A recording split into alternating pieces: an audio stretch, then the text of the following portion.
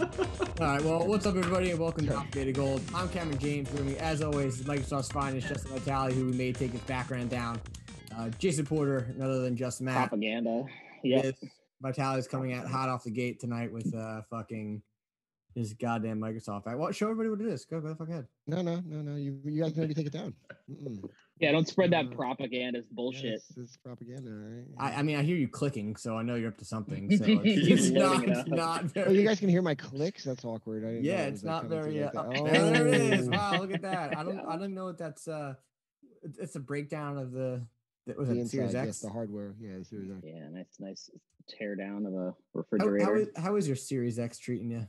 Well, the first night I had it, I had to relocate it because of how goddamn fucking hot it got where I had it. It was laying horizontally, and it was blowing directly into my cable box, so the heat was not being dispersed as well as it should have been. But now it is located behind my television set, and it is not had a problem since. And I love the goddamn thing.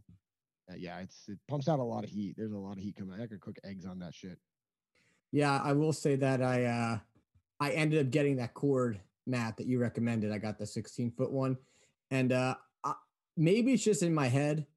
I thought I could tell the difference when I switched the two cords out. It did look a little cleaner to me. I'm assuming that it is a better cord in general. It's going to look better regardless to whether or not I have the port or not. But I could tell. I mean, it's long as fuck because my PlayStation was in front of my heater in my house, like that heats the vent that heats my house. I was like, I don't trust this here, so I had to get the longer cord. I moved it to the other side of my thing. I mean, I buy everything physical because I'm just on a physical kick this time around because I spent the extra money for the disk drive, so I've been buying physical. And I think Matt, you said when you first got the system's definitely virtually quiet, but I will hear the disk spin every now and then, just a kick on real fast, and it kicks right back off. Well, that's just because at the very least, it has to check to make sure the disk is still in there. It's a security thing because they don't want people buying. Yeah, they don't want people buying games and just popping the disk in once, and then the system thinks, yeah, they have this game and they'll always have it, So it's got to check periodically to make sure it's still kicking. But yeah, I mean, dude, I've played like multi-hour sessions for games, and I can never hear this fucking thing. What are you playing? Well, I just meant in general. No, I just didn't know. Just saying, what have you been playing recently? Nothing really. No, nothing crazy. And Jason, farting around on Misfits. What about you, Jay? Son. So I'm doing. I started God of War for PS4. Whoa! Last week, yeah. Nice. Like it. I'm in. I don't know, probably like 12 hours into it, maybe. And again, like every game like that, I'm taking my time. I'm exploring everywhere that I can. Like it better than The Witcher. I haven't put it down yet. I'm going to finish this one. I'm going to play it through. I like it. I just got access to the Fire Realm, I think it is. I haven't been there yet because it was like 11:30 at night, and I'm just like, I'm done. I'm tired. So you fought the Valkyries already, right? At least one of them? No. I don't remember. Muspelheim is just the combat arena aspect of the game where you can go and fight shit and do things. There is a Valkyrie there, but it's not really like a destination that's critical to the story. That's just extra history. Spoiler alert for anyone that's watching and has not played. I just found out that the witch was Freya, and her and Kratos had it out, and she got snippy with him, like you're one to talk about not telling your son about the gods. And then like 5 minutes after that cutscene ended, I got out of that area and I just like saved it and went to bed. Other than that, I've been doing a ton of Elite Dangerous again. Cool. Yeah, the world that you're in God of War, I got stuck at one of the arena things. It's like you have to fight, was it 5 waves or something like that, but you can't get hit. And I was like, all right, like I don't have enough patience for games like this. I just run in there and try to destroy everything. I tend to die a lot. Yeah, so I've been when I play games like this, I spend as much time with my current gear as I can. And I don't upgrade stuff until like it's absolutely necessary. And I'll go from like the original gear to like third or fourth tier level gear, or upgrades all in one shot. And then I feel like I'm God for the next, 2 or 3 levels.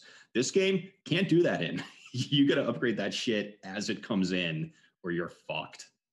Mm-hmm. Yeah. I know about very unforgiving. It is very unforgiving. Yeah, is it now? Yeah. Try to take on the Valkyrie Queen with some low rent armor, and she's gonna fuck you up big time. The worst Valkyrie in that game, this isn't really a spoiler, is eventually you get to this one world where it's like all fog and it's like a really fucking weird zigzag maze. And there is actually something online that shows you, like, if you go a certain path, it's like it'll show you where each corner is. Well, sometimes, because it's procedurally generated. It's not the same every time. Yeah, but at least it lets you could at least figure out how to make it around the circle. Because I found myself sometimes like getting lost and just ending up going backwards. I'm like, what the fuck? But But yeah, that's an interesting one when you get there. But Justin, what about you? What are you fucking with? Destiny? I actually completely ripped through, and I've almost 100% completed Ori and the Will of the Wisps. Again? Muy bien. No, the first one's the Blind Forest. This is the second one. Oh, okay. I never really played it because I was really balls deep into Destiny, and then I got balls deep into No Man's Sky.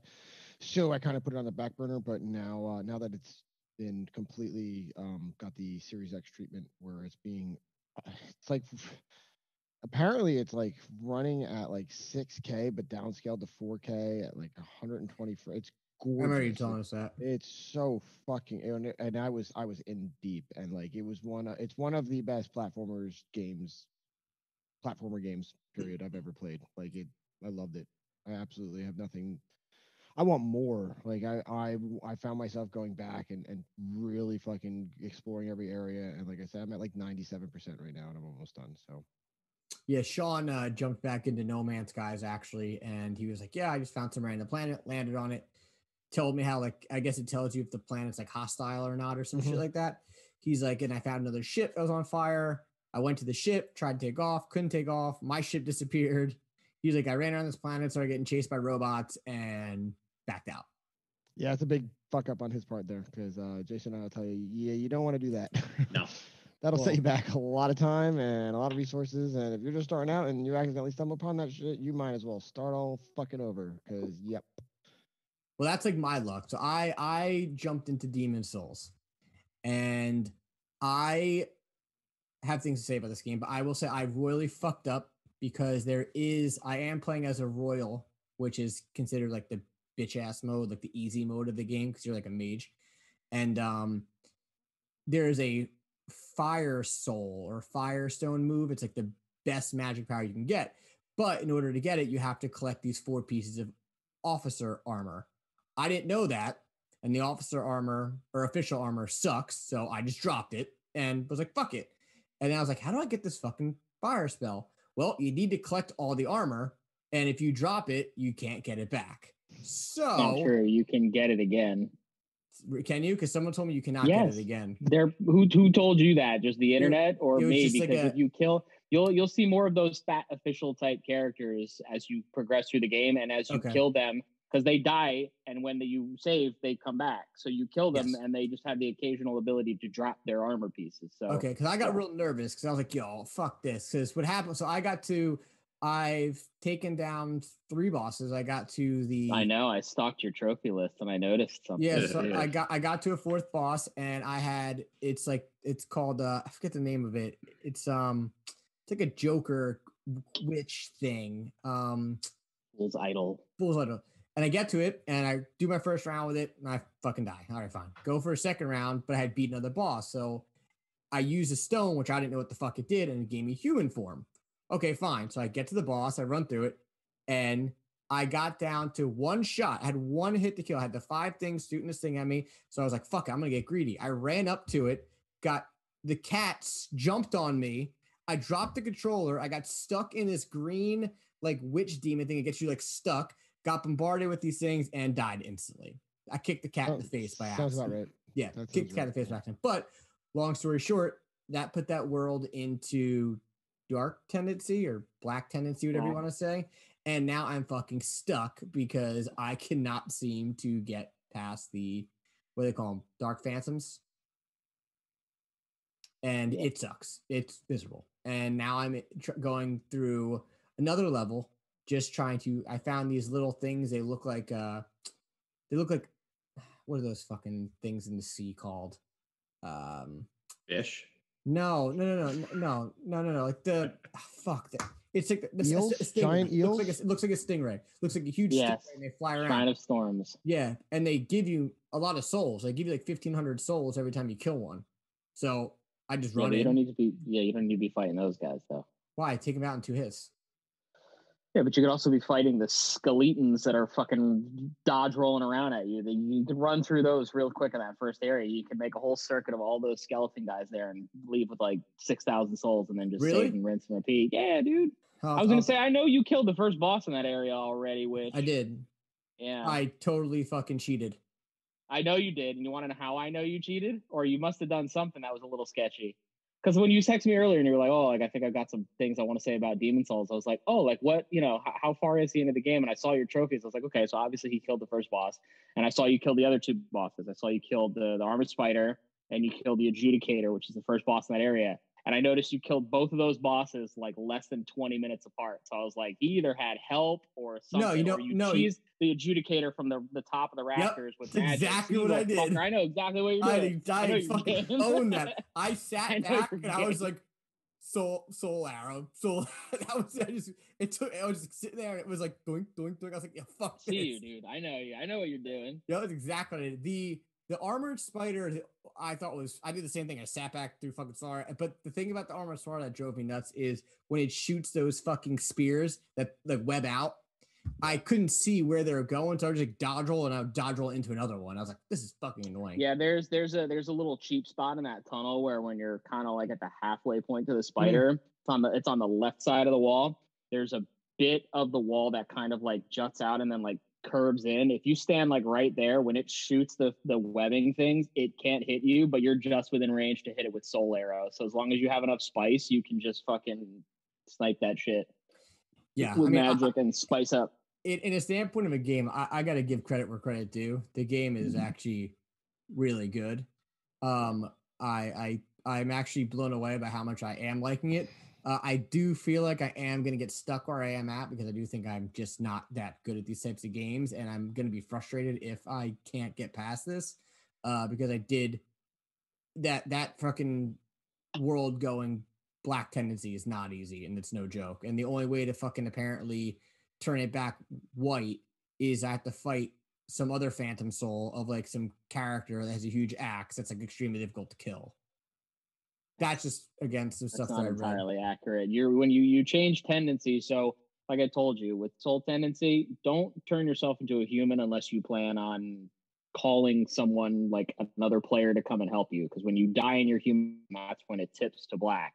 When you kill enemies and you kill bosses and you kill black phantoms, that increases it to white tendencies. So as long as you just stay dead, it doesn't matter if you die 15 times in a world with pure black tendency or, with neutral tendency, it's not going to make it go black. You don't want to die when you're human. No, because when I was in black tendency, when I was in this level, I've killed a bunch of, dark phantoms and it's not changing it to white. It's not like you're going to kill one and it's going to fucking do it. Like if you go there and you kill the Fool's Idol, it's going to start moving it further. Yeah, but apparently the Fool's Idol is more difficult when it's in. That's what it says. So we're going to talk about something else tonight. Yeah. I'll text you with some tips. Yeah. No, the only do a whole different episode. I know. No, the only other thing I wanted to say about the game is it does remind me a lot of like Mega Man, where you have to like go to one level, beat some part of it, then leave the level, go somewhere else, leave that, go. It's like it's kind of cool how they worked it in, but not linear. Yeah, and I think it's cool. So, sorry about that. Hold on. No. You didn't. No, Mega Man doesn't make you go fight a boss and then go back and do something else. No. You can't just go like around the grid. Right. You're right. So like Castlevania, Metroid, Zelda, even right. You have to go get an ability and then you have to go. Oh, I got this ability now. I can go back all the way over fucking there and blow that fucking hole up in that cave. Those games I think are more along that line than Mega Man. Yeah. Okay. Fine. Yeah, that was, but you know what I meant. Like I meant like not just like World 1 beat it, World 2 beat it. It's like World 1.1. Yeah, no, it's not linear. Just not very, not, yeah. Every single Ratchet and Clank took the cake on stuff like that too. Think of how much backtracking you had to do in any Ratchet and Clank title once you got new weapons. Yeah, but I just did an Ori. Like that's all it was. Like I loved it because the whole game it's just beautiful. I'm gonna stop gushing about it now. Yeah, no, Ratchet and Clank, I kind of got screwed on a trophy on that because there's a part where you have to crush like the robot with like the crusher towards the end, and I didn't know that once you turn the crusher on or off, you can't turn it back on unless my game glitched, and it would never crush anything again. I was like, what the fuck? I was like, the battery's not even in it. Like it should be doing it, and it didn't. It didn't happen. But yeah. So that's where my head has been right now in Demon's Souls. I will probably hopefully try to move my story along. I guess again, I only screamed at the TV once, and it led to me kicking the cat in the face. So my bad, cat. Probably not something you should say. She knows. Oh, I told her. I said, just so you know, I kicked your cat in the face playing Demon's Souls, and she told me, I'm a grown-ass man. Why am I getting frustrated at video games? I'm with Steph, man. I can't. Oh, you get frustrated too. I've never thrown a controller. If I recall, Matt's never broken a controller, and I've never kicked a fucking cat, Cameron, because I was angry at a game. I've never kicked a cat. I didn't kick the cat like kick the cat. It was like jumped in. I flinched, like kicked the cat. But it wasn't like animal abuse. Like Dyfus isn't showing up in my house. Not Dyfus. That's for human beings, not animals. That's for human people. Yeah, that's human people. That's human people, as opposed to what? Elf people or dwarf people? Or yeah, listen. We're multicultural, ethnic, special. Yeah. Well, once again, this is why I'm 100% Alpha Beta Gold, where you can follow. Sponsored by Dyfus. Official Facebook. Why am I? Pete is coming in soon. Listen to new episodes every Monday on YouTube and your favorite podcast service. So this week, again, we got this recommendation from Matt.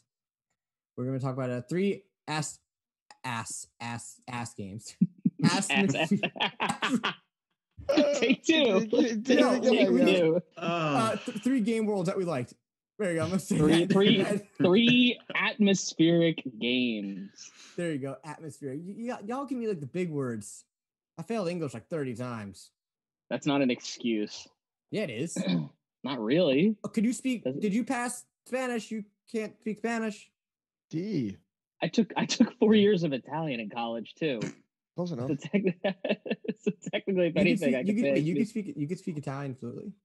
Not fluently, no, not anymore. I don't have anybody to speak it with, but yeah, I took 4 years of Italian in college. Oui. That's awesome. That's French. Yeah, French. Fucking God help us all, man. Jeez, I can't with this. God, it's last week with the math all over again. Fuck. Hold on. Spit out my beer. Hold on. Someone else fucked that up too. If you re-listen back to the episode, and I believe it was Matt that fucked that up. He's like, yeah, I had 3. And then you gave 2. And I said, Matt, what's your other? He said, I only had 2. And I was like, huh. Okay. And I listened back. Like, you totally said you had 3. So you lied too. I don't know. No, there's one thing to lie. It's another thing completely to math incorrectly. Anyway, so that's what we're going to talk about today. So I'm going to give this microphone up. And I'm going to start with Jason. Give us one of yours. Okay. So right now I have 2. One, 2. That's fine. Okay. And they're both for different reasons. I was fully immersed. I'll do one and then go around, I guess. Yeah. Okay. Fine. One, yeah. So they're for totally different reasons. One of them you've heard me talk about before. You know I love this game. You can probably figure it out. The other one I actually mentioned at the beginning of this show, which is Elite Dangerous.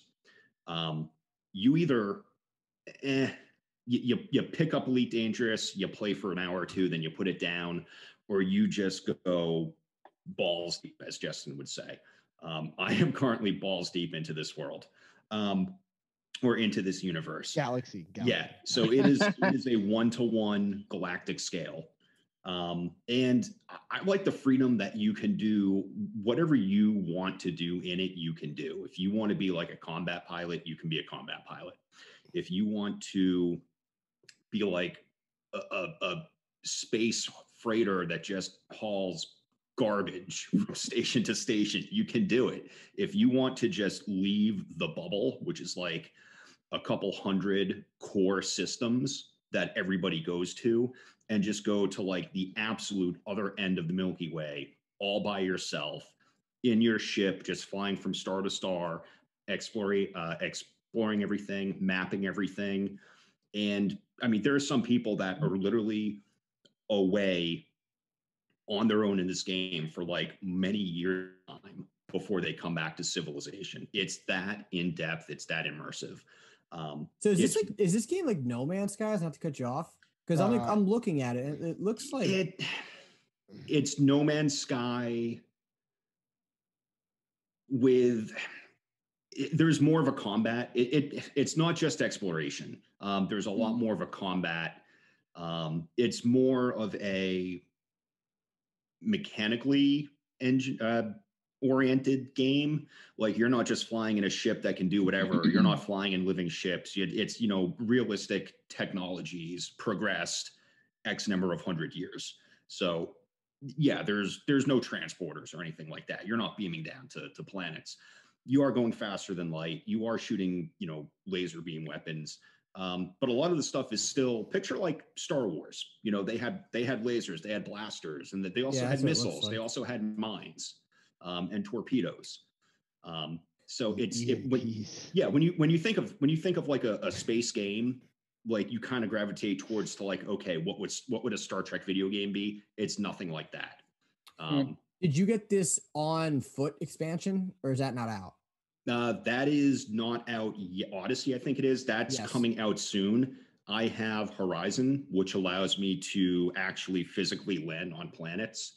And then if my ship is equipped with it, which it is, I can actually leave the ship, get on a little dune buggy, and just drive all over that planet.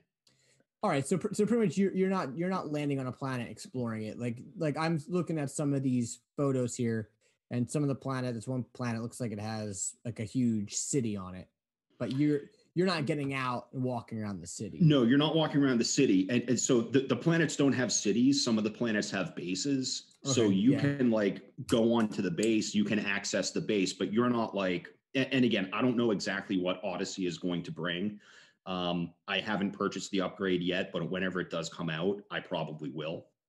But yeah, I mean, I have looked into it and I am very interested and I want to play it. And then I quickly found out that you can get your ass handed to you very quickly if you don't know what the fuck you're doing, because there's a lot of people out there who play that game as vindictive space pirates and will fuck your shit up. So one of the great things about it is you start out in like a safe new player zone. See, nobody's told me this before. Like, I'm like totally intimidated by the fact of starting this game up. No. I'm like out for 20 minutes and then bam, you're dead and I'm stealing your starter shit, which why I don't understand what somebody. No, so up until a couple of years ago, you could like, I think it started you at like random places, and then you know the developers kind of like created. I think it's like 9 or 10 systems. That's just like it's in its own bubble. You can fly around there. You can do as many missions as you want. You can learn how to do.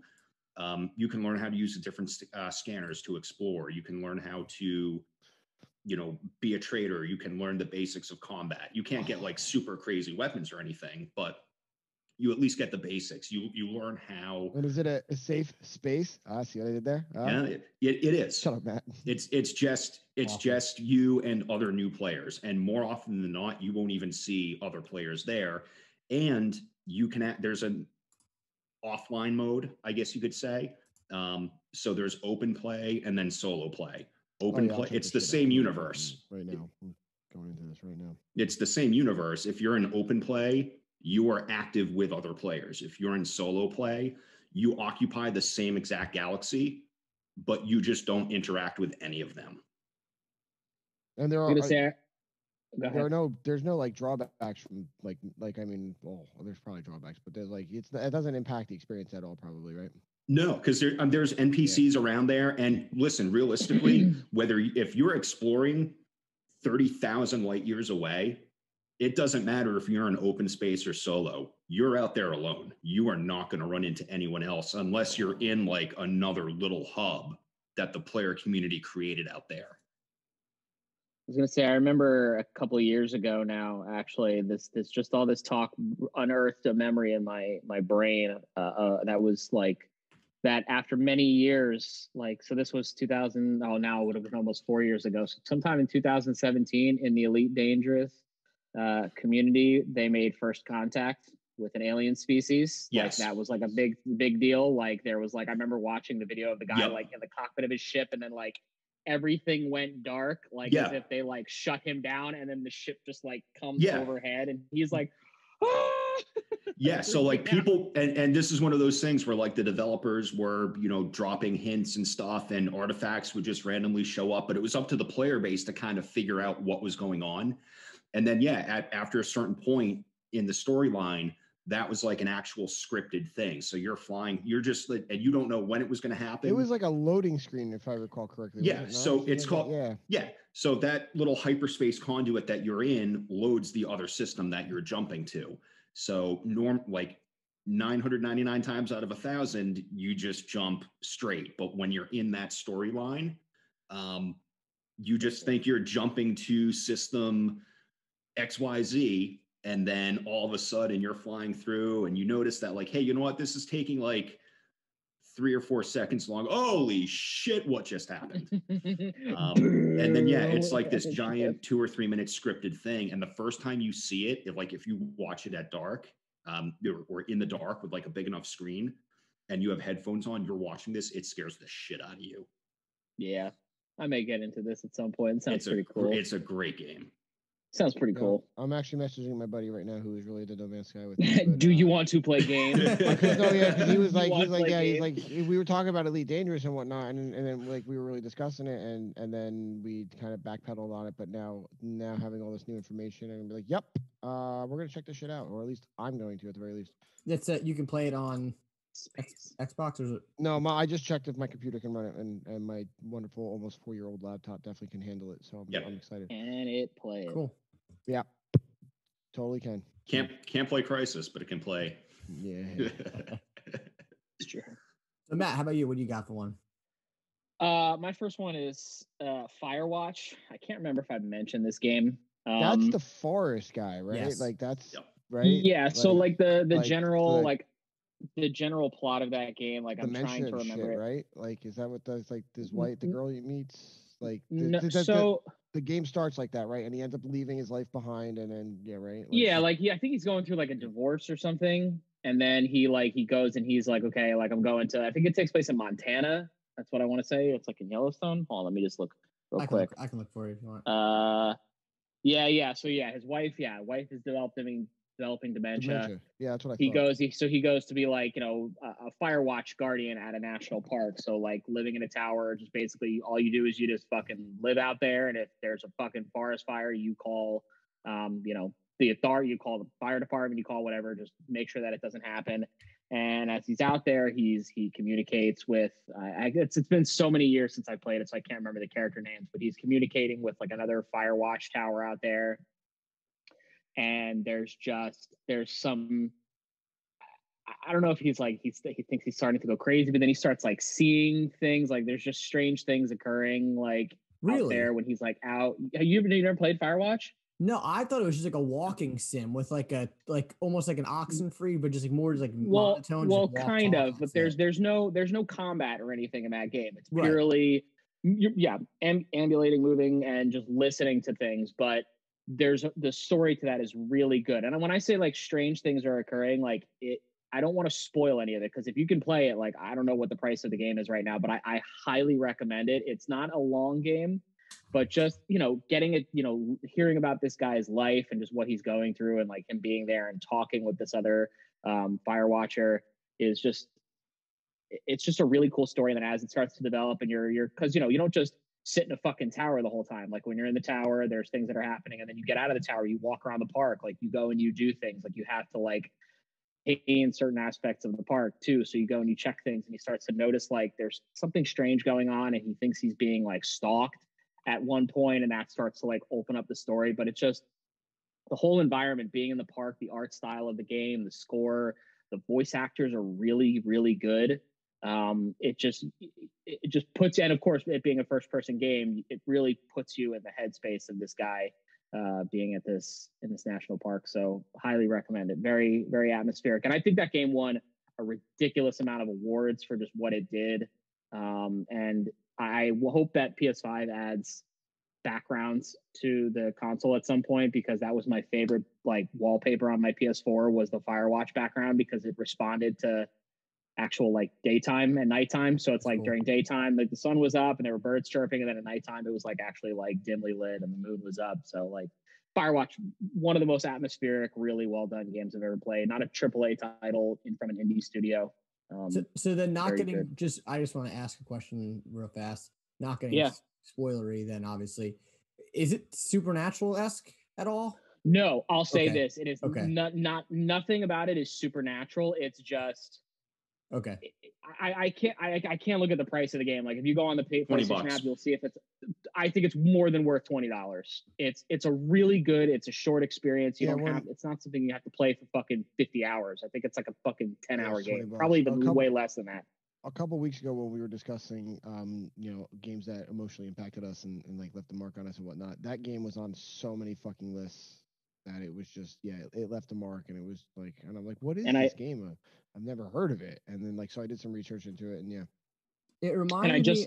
Sorry, go ahead. Oh, sorry. I was going to say, I just looked real quick too. Actually, last year, August 17th of last year, the studio Campo Santo that produced it is partnering with a production company to actually make a movie out of this game. No shit. I heard about which that. I think would be fucking fantastic. Like I think so it's on every console. So Justin, you can play it. It's on Xbox. It's on Microsoft. It's on Xbox. Yes, 100%. It's on PS5 too. I'm reading the description here. You have to be updated to the latest system software, and some of it might not transfer over from the PS4. Some features available might be absent.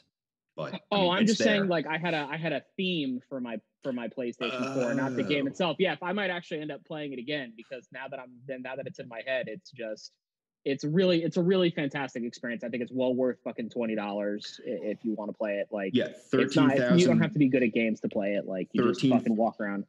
13,500 reviews, 4.5 stars. So total. It reminded me of a game which I didn't play. This game, so I might be comparing this wrong. It looked like something like that. There's a game called Everyone's Gone to Rapture. Kind of. Same kind of vein where you're moving. You move. There's no fighting. There's no like, there's nothing that requires you to defend. You just move and you listen and you pay attention. Like that is the meta of the game is you have to listen, because if you're not paying attention to it, you're just going to be a guy fucking walking around a national park, and then it's like, what the fuck's happening? Like it just requires your attention. You have to be undivided, not it's like listening to something. Yeah, you can't be listening to something in the background. Like you need to be focused on this game. Listening when you get radio calls and shit like that, you have to focus on it. That's the only requirement. But it is, I think that was 5 years ago now, or like 6 years ago. Phenomenal game. I remember seeing it looked really good. So. Yeah. But Justin, what do you got? Let's move on. I have a good list of games, so it's gonna be really hard for me to pick a few of them out of this. I'm gonna start with one that I picked up because it was on Games Pass, and as far as atmospheric and immersive games, I'm gonna say that Hellblade: Senua's Sacrifice is going to be on that list for me, because that shit. There have been very few games where I will put on a headset and play and like get into it. And I'm like, what the fuck is going on? And like you're hearing voices and you're trying to figure out puzzles and you're walking through Helheim, and it is just all over the place. And the game combat is great. The game is fluid, but it also really leaves a mark on you when you're playing it, and it really sucks you into that and really puts you into the character's shoes, and you get a sense of the world she's in and her struggles and what she's going through and everything that's got her to that point in her life. And it's I'm very much looking forward to the next one, because it's going to be an Xbox Series X exclusive. Is it timed though? Because I know the last one was an exclusive though. Ninja Theory was signed to Xbox in 2000. Okay. I mean, if it ends, I hope a part of me hopes it ends up coming over, but if not, I'll just watch someone on YouTube play it. But they said that about the first one. It's never going to. No, it's not coming over. I have a platinum trophy. No, no. It's like Bethesda now. Like they're still going to make games like that. They've already announced for other consoles, but after that, you're shit out of luck. Well, we said when we were talking about the game before and a couple episodes ago. Like you can't play that game without headphones. I don't care what anyone says. No, that's a requirement as far as I'm concerned. The voices that you hear in that game of her, it doesn't work. Yeah, it doesn't. No, it doesn't happen. Like her psychosis and everything that she's going through. Because it's weird. Like I tried playing that game at one point without headphones just to see like what does it sound like when she's having a psychotic episode, and you're just like, it just feels like I'm playing any other horror game, and I just hear voices coming from fucking every direction. It just doesn't sound right. When you have the headset on, it really, they're like projecting into your head. Like I'm hearing voices fucking behind me, and there's a wall there. And you're like, bugging how's that out. possible? Exactly. So like that was something. Go ahead, Jason. I have that game on my like watch list. I've been waiting for it to drop below $30 for like eight months now. It is.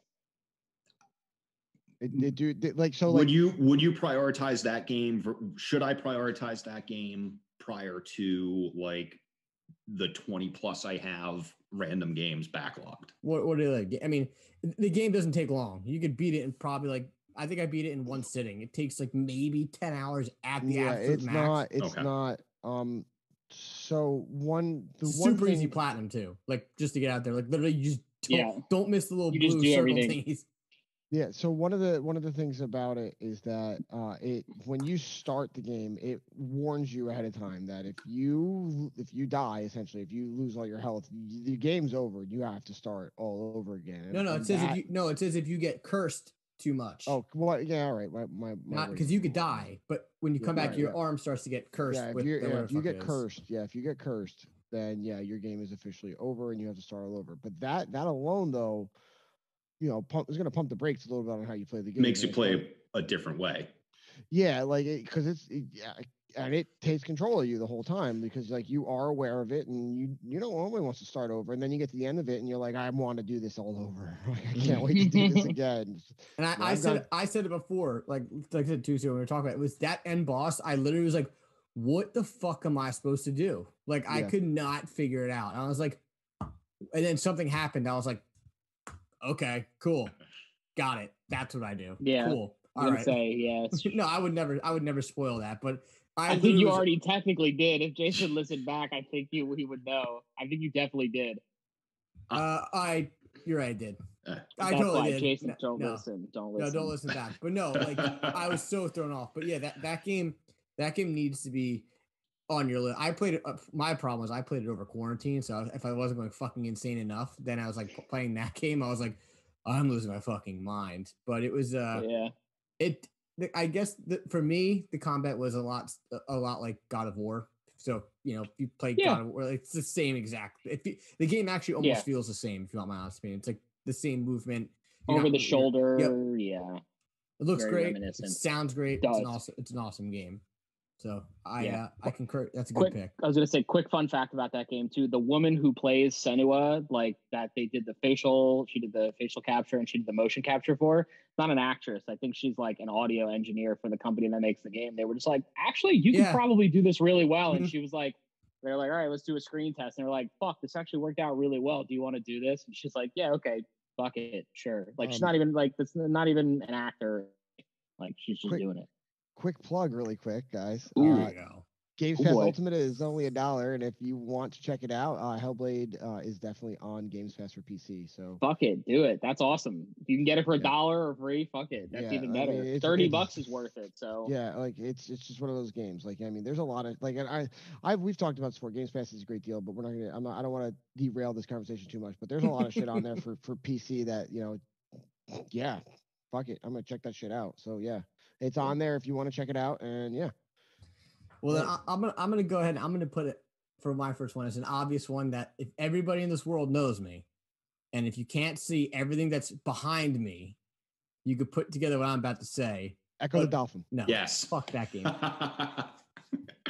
Arkham Asylum. Arkham Asylum.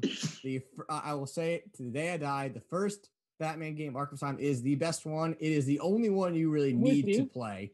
Like, and the thing I like about that game is what I think that similar like Resident Evil 2 does really well is it's kind of open for like looking around, but you're in a confined area. It's not like this huge, big open world, but they make it seem like it's big.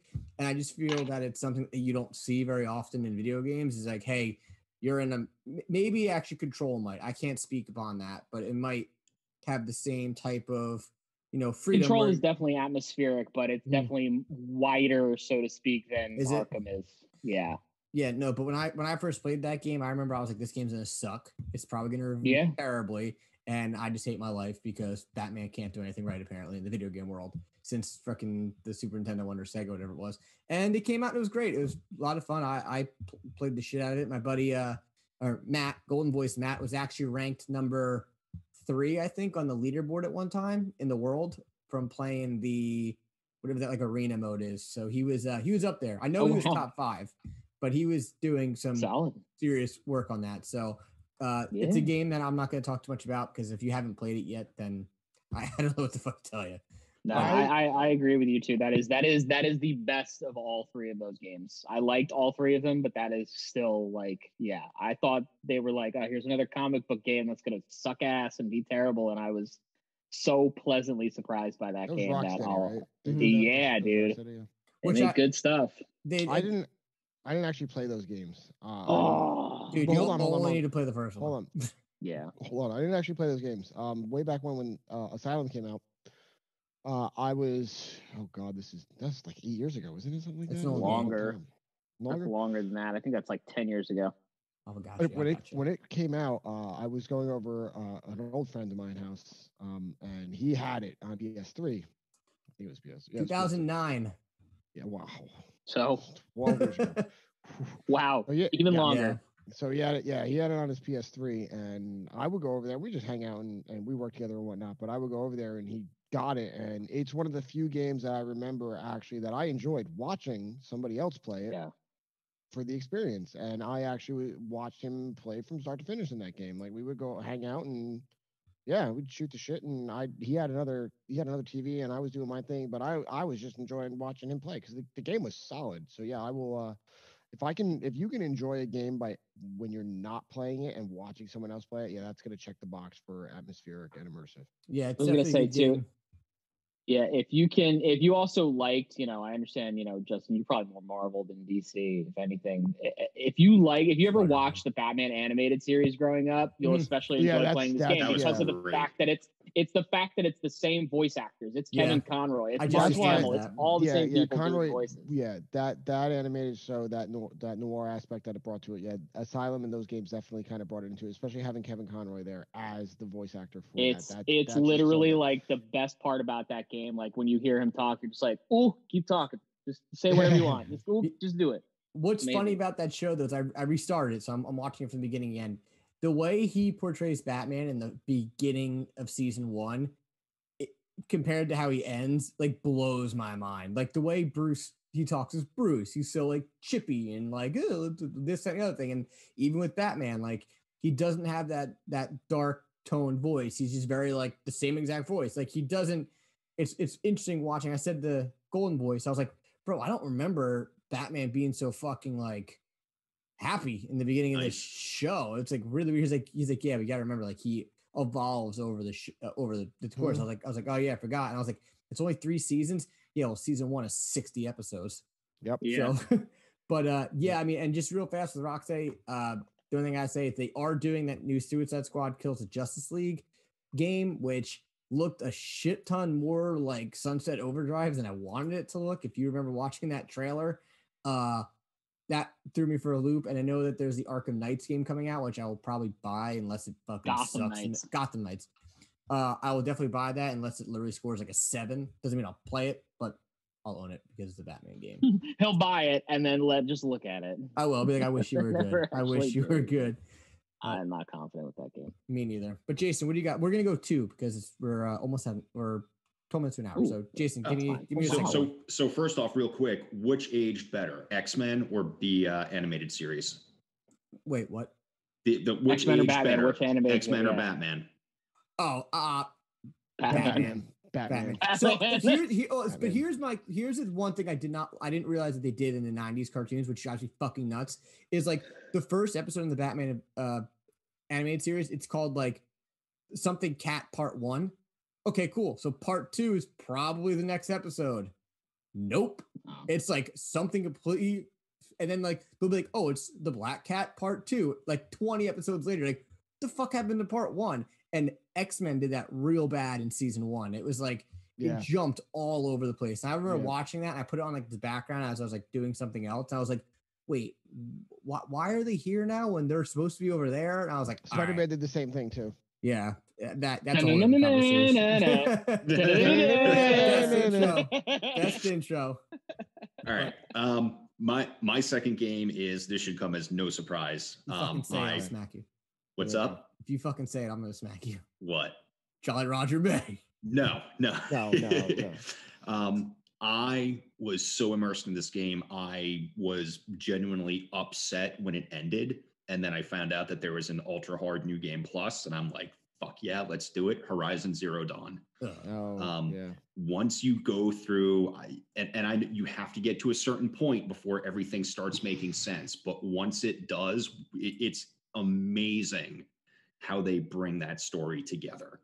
There are some issues with it, but just the fact that you could go from like killer dinosaur robots and have that somehow make sense, not only make sense, but actually be like, hey, you know what? That's a really cool way to handle that situation. I was so immersed in that game. I loved it. I don't know. I loved it. I have many hours into this. I have well over 100 hours into this game. That was the game that I like wanted to like, but I just couldn't like. And you're in the same boat as a lot of people. You have to get through like at least a third of the game before it starts to make sense, before you start to like piece things together. You have to play through probably maybe a little bit over half of the game before it's kind of like the full story is explained, and then everything makes sense. And then from there, you're just like, this is fucking awesome. I mean, that was kind of like, so this is not on my list at all, but the fuck was it? What's that zombie game that's like 80 hours long for PS4? Days Gone. Like Days Gone, I should have stopped playing that game when I was a third way through it. I was like, this game is not that great. And I was like, let me just keep on going. And I remember texting Matt, dude, I'm here. I must be close to the end, right? He's like, nope. I'm like, what the fuck? No, you're not. There's something else. You're really dude, not. I'm like, bro, I'm like 60 hours in. I must be almost in, right? Now you got like another 20 hours left. I was like, how can this game go any longer? Like this needs to end. It needed to end like 30 hours ago. And I guess that was kind of how I felt with Horizon. So I started it, played, maybe 5 hours into it. I was like, this is just not clicking. Then my roommate at the time, Guy, was like, I'll play it. Like I wanted to play it. I was like, all right. So he played it, and he would wake up whenever the fuck he would get up. He's a bartender, so he'd probably get up at 12 o'clock. I would come home from work. He'd be sitting there. I'd go out, come back from like 10 o'clock or 8 o'clock at night. He'd still be sitting there. He was playing like 8 hours a day on this game. And I was like, I watched him play it a couple times. I was like, I can't connect. And I think it's cool that they tried to put those two different types of worlds together of like robot and kind of like ancestry, I guess I would say. And it just didn't. If you're never going to play the game, I will link you.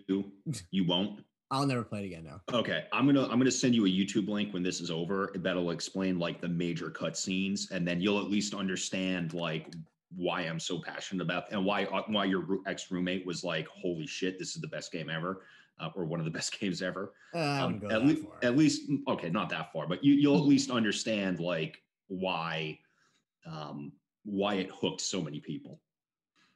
Fair enough. Matt, what do you got? So then my last one will be a game that came out on Steam a couple of years ago, and then it came to console last year. And then I played it, took some time off from it, came back during, I believe, the start of the plague. Subnaudica. Oh, God help you. That game looks so good. I God help you, so bro. Bad. I came back to that game Fuck because that, I came back for a platinum on that game. I have a 100% platinum trophy on that game. For someone who lives near the ocean, loves the ocean, but also has a very immense fear of literally what could possibly lie beneath the surface of the ocean. That game is the most atmospheric, aquatic terror shit. Fucking shit, period. Man. Like when you crash land on that planet, it's really cool when you get that first area because you're like, oh, like this is nice. It's nice and sandy. There's a coral. Look at these cute little fish. Oh, what's this? Okay. And then as soon as you start venturing out, it just gets fucking scarier and just everything is trying to fucking kill you. And you just keep going deeper and deeper and it gets darker and just everything about that game, the music, the ambient noise, like when you can hear a fucking something moving a ways off in the distance that's making noise and you're like, how big is that fucking thing that I can hear it but I can't see it? And then you got the fucking fancy British voice that comes over your PA and it's like, we've detected a Leviathan class life form. Is what you're doing really worth it? Like you're like, what the fuck? What? Where is it? I don't know. And then you're where's trying Echo to run when away. You need him? Yeah, like holy fuck! That game, everything about it is so. It's not a AAA game, but just the development team that put that together did a really good job. And I know there's a sequel to it. That's in. I think it's still in early access. It's called Below Zero. Yes. I think it takes place on the same planet, just in like the polar region, so it's all like icy and shit. Oh, it's called Subnautica Below Zero. Yeah. Yeah. It's not on console yet, but I hope it does come to console. And when it does, I will fucking play it again. It is hard pass. So fucking scary. Like when you're late in that game, and even though you've built your giant submarine and you're in pitch fucking black, and then you have the sonar, and you're like looking. You're sitting and you're steering the submarine and you're looking at the sonar and it's like, boo, and then something big comes up. You're like, what the fuck is that? I can't see it. And then it's like, it hits the ship and it's like, boo, boo, boo. We've been detecting life forms. We've been attacked. And you're like, holy fuck, get the torpedoes ready, whatever. Like just everything about that game just screams atmosphere and just sheer terror and trying to make sure you don't drown or get eaten or shit doesn't blow up. Like just everything about that game is fantastic, and I think it's only $20 right now. Below Zero, Subnautica Below Zero is on Steam with a 9 out of 10, and it has a 92 on Humble Bundle. Humble Bundle makes complete sense, but yeah, it's definitely where it's if you can. That game's always been on my radar. If you can champ your way through the fear that game induces in the average person, myself included, you will have a really rewarding experience. I can't wait for the text from Cameron about him playing this fucking game, man. This shit will fucking. But just so what the fuck? Right, but just so everybody knows that listens to this, like the game isn't like, now you could quote me if I'm wrong or correct me if I'm wrong, Matt. The game's not set out to be like a horror jump scare game like a Resident Evil. It's more like claustrophobic, nervous, not knowing what's ahead type deal. Right. Sort of. I mean, in the initial parts of the game, you'll get jumps. You'll see like you'll be in like seaweedy areas, and you'll see like a shark type creature, and you're like, it's shark, and then you'll take a knife out and you'll kill it, and you'll be like, all right, fuck you. But then when you're in your tiny little sea moth submarine and you're just drifting along, and you hear like, and you're like, what the fuck is that? And you see a literal Leviathan, like a thing that is the size, like fucking like 4 buses put together coming at you, and it wants to fucking kill you. You were gonna scream bloody murder and be like, I gotta go. There's no amount of terror that you are just not prepared for the amount of terror. And there's one place in that game that it's the underground river, and there's a one creature called the Ghost Leviathan. I literally have like nightmares about that shit, and it's not even something that like it just looks like a truly alien creature, and it's fucking freaky when you see that shit coming at you in like pitch black, and it's just coming at you, and you hear the weird ass music, and you can change the difficulty too. You can like play in creative where you just have like unlimited resources, but you just don't get trophies, obviously. But I think you should at least just play it on like the normal difficulty where you kind of have to feed yourself and drink water so you don't die. But I'm telling you, you can turn that off if you want to. You can turn that off. You can just play where all you have to do is just not get killed by getting attacked. Yeah, that's fine. Not get killed and just experience the sheer horrors of what the game produces under. Scare the piss right out of you. It's bad. It's bad in a good way. And then, well, just tying on to that, this isn't one of mine, but if anyone's likes that shit, if you have a PSVR, Freediver is a fucking wild game that I was sweating profusely while I was playing, because literally you're in a ship, the ship sinks, you have to escape, you're in VR, it's just water. I'm afraid of the water anyway, and I don't know how to swim very well. So you can need to say I drowned a lot, and it was very not fun in this game world. But yikes. Justin, what do you got for your last one? Got like 6 games here.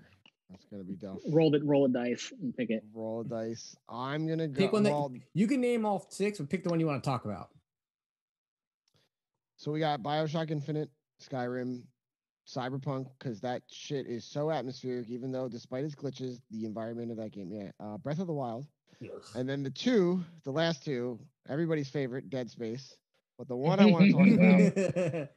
The one I want to talk about is an older game, actually, and I almost forgot about it, and it's also everybody's fucking favorite, Eternal Darkness. Ooh. Ooh. That just isn't fair. So we said this before, not to start this.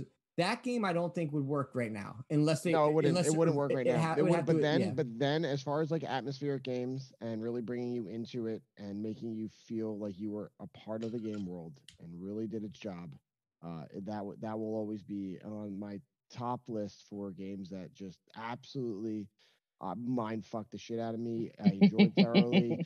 It really brought you into the world that you were experiencing these hallucinations and freaking what chaos was. What are they called? Insanity effects. Like those things just they all fucked you up, and like they're nothing that I've never played anything since then, and I don't think we ever will that will really ever match that experience of bringing you into the world where you're just going nuts while you're trying to not go nuts and bring back all these timelines together and try and figure out what the fuck is actually going on. It would be interesting if they did, because some of the things that it did was it would tell you your save file was corrupt. It would change the volume, would show like the fader. But at the time, turn off the TV. But at the time, again with the volume fader, everyone had the same fucking green click marks. Like now shit, it's it's different. Yeah. So it would tell you some other weird shit. But your head would explode. Yeah, but you wouldn't die. You just like get back up. You run around like a chicken. Yeah. So it would be interesting to see how, if they revisited that game, how they would be able to incorporate what it did now. Some of the rooms would go upside down, right? You would walk out of a room and then into the next room, and it was still the same room that you just walked out of. And like, what the fuck is going on? That's some PT shit right there. Yep. Yeah, it gave you the grid. Remember the TV would be like it couldn't connect to service or something like that. Jesus Christ, what are we trying now? Sorry, Tron. Yeah, I was gonna say Matt and I just gone right there. That's the grid. But no, that would digital frontier.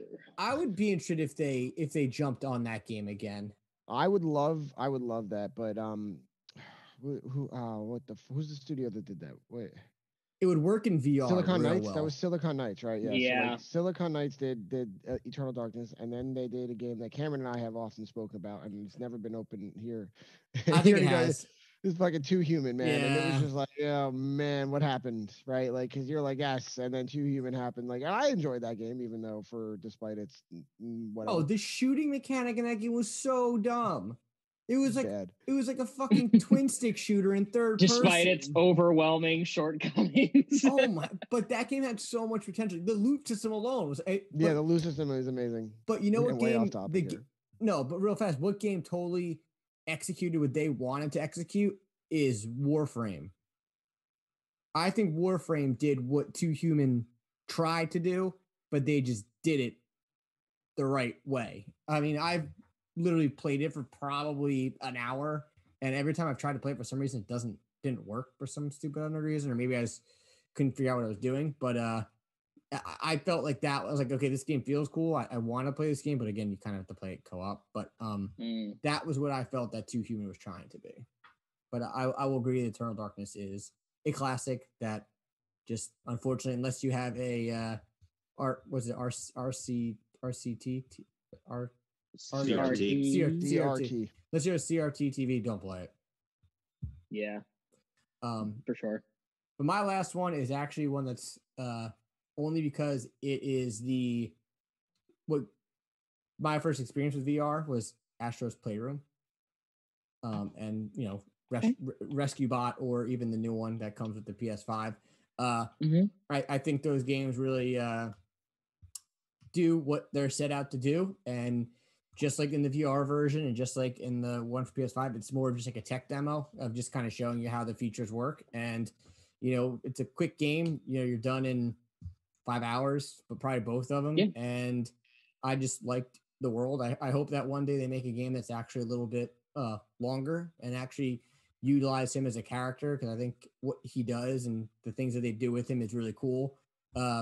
He's kind of like that cute little mascot that you kind of want, and you kind of jump on board and play with him. I would definitely say he's like building himself to be at the same level as like a Ratchet and Clank or like a Jack and Daxter type deal. And I just really hope that they do it. I think I kind of think he's what Sackboy tried to be, and Sackboy didn't become him. People like Little Big Planet, but I think Astro really Astro, when you look at him, it's like they were foreshadowing. Astro is the PS5. Like he literally looks, black and white. He looks like a PS5. Like he screams PlayStation. He is a PlayStation. He's the perfect fucking mascot for that company now, and he's just absolutely adorable. And I would pay many dollars for more games with him. I would too. And I think the smart thing that they did, and this could just be me, maybe, not over analyzing, but just, kind of maybe making some assumptions. They kind of capitalized too on making him a robot, especially because you had that such a big high with that robot from Star Wars, the little rolly guy, BB-8, that I kind of feel like making a robot character that people are like, oh, this little robot BB-8 was so cute, yada yada yada. Like, and then you make this character a robot. I mean, I was gonna say, you could also say he's kind of copying Eva from WALL-E. He looks just like Eva. He looks just like her. So you could say it's them copying even that, but still, it's just they've created something. But the way that they make this character, and it's how it centers around their ecosystem. It's not just a character. Like when you play, the new one, it's built. You're playing inside of a PlayStation 5. You're exploring the different aspects of the PS5. So I don't know. I mean, he's definitely a cool character, but yeah, I guess you could say he's kind of getting his inspirations from elsewhere. And there's nothing wrong with that. I mean, I'm not bashing that by any means. I just think that they capitalized on a market that was kind of doing well, and they made a good business decision, and it worked. Unfortunately, this kind of puts Crash Bandicoot gets a little bit of the back seat now for some time. I think he's kind of remember those commercials? Third string now. Oh, with the dude in the giant suit, dude with the fucking bag. Oh, I hate Nintendo. Remember those things? Oh my god! It's just funny seeing how like a character can be so prominent to a system and then just die, and then try to make a comeback and just doesn't click. They're still making games. I mean, they just made another one recently. But I'm saying like Crash was like really. PS1. He symbolized the PlayStation 1. You could argue, and then he missed 2, missed 3, I guess you could say he came back at 4. And I feel like the people that he was nostalgia to, if that's the right phrase, like they just didn't care anymore. It was like, all right, cool, Crash is back. Been there, done this. But like someone that's younger, So, but that's all I got. So, anyone want to add anything before we wrap this up? BioShock.